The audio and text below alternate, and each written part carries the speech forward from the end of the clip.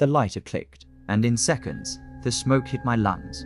I held it in, exhaled slowly, and that's when it began. My room didn't melt, it didn't distort, it shattered. Reality broke into a million shards of color, and I was gone. Suddenly, I wasn't in my room anymore. I was inside what I can only call a cathedral made of patterns. Every wall was alive, pulsing with impossible geometry. And then I saw them, figures moving in the chaos. Clowns, tricksters, jesters, their faces twisted into smiles that were somehow both welcoming and terrifying. They rushed toward me, not walking, but flipping, spinning, bending through dimensions I didn't know existed. They laughed, high-pitched and endless, like a carnival trapped in infinity.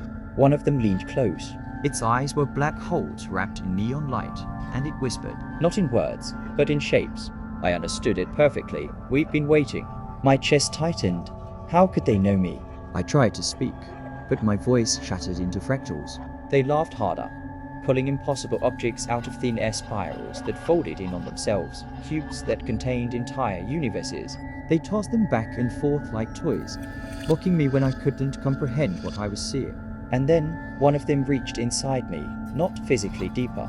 It pulled out what I swear was my soul, stretched it like clay, and showed it to the others. They roared with laughter, not cruel, but not kind either, like I was a child fumbling with the secrets of existence. At some point, they showed me something as structure, alive, breathing, infinite. I knew it was important. The blueprint of reality itself, but the moment I tried to remember, it slipped through me like water. The jesters leaned in, grinning wide as if to say, see, you'll never hold it, and just as suddenly as it began, it was over. 10 minutes later, I was back in my room, staring at the ceiling. The air was still thick, my body shaking, but the laughter, their laughter, it echoed in my head for days. I've tried to explain it, but how do you describe something that feels more real than real?